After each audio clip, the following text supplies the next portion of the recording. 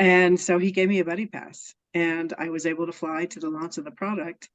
And it was there that was a watershed moment for me. It just turned my whole life around. And I literally got to meet the scientists and the doctors who were up on a board panel talking about this, saying if there's any damaged cells involved. We had one man ask, I have a genetic problem. And he goes, is it damaged cells? And he went, yeah. And he said, I just told you what this would do for damaged cells. We just kept getting chills with every question, going, are you kidding me? And so I know there was a lineup of testimonials and people just saying what this had already done for them. And I remember just crying at one point. And at the very end of this, our founder, Vertus Norton, got up and started telling us how this company came about. And you can find that in the Genesis movie.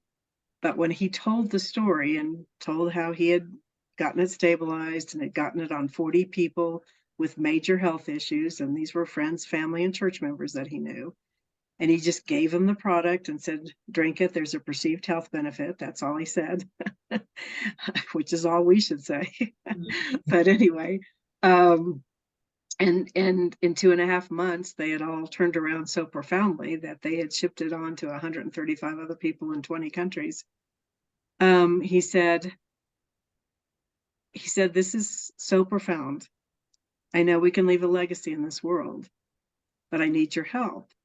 And we all looked up, and he said, if you don't go back now, I've started this company, I've stabilized it, we're producing it. You could tell you were in such good hands when he told his background about how he'd been vice president of strategy for a $36 billion company, Kraft Foods.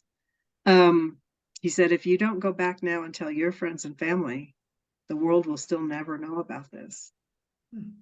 And I think it was like a blood, blood, what do you call this? Blood. Like a blood bond where you. Bond. Yes. Yeah. We all stood up and said, of course, Vertus, we will. Once we knew what he had done, if we didn't go back and tell people about it, the world would still not know about it. Yeah. So I remember flying back home, making the list in my head. I didn't even need a plane. I was just on such a high. I couldn't believe what I had just heard.